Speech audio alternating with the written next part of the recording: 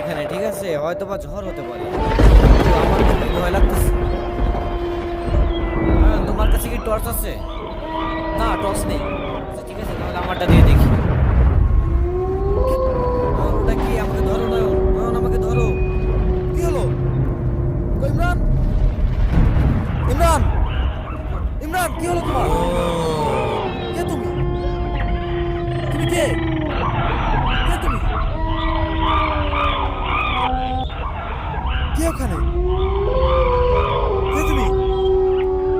কথা বলছো না কেন? কে ওখানে? কথা বলো। কে তুমি?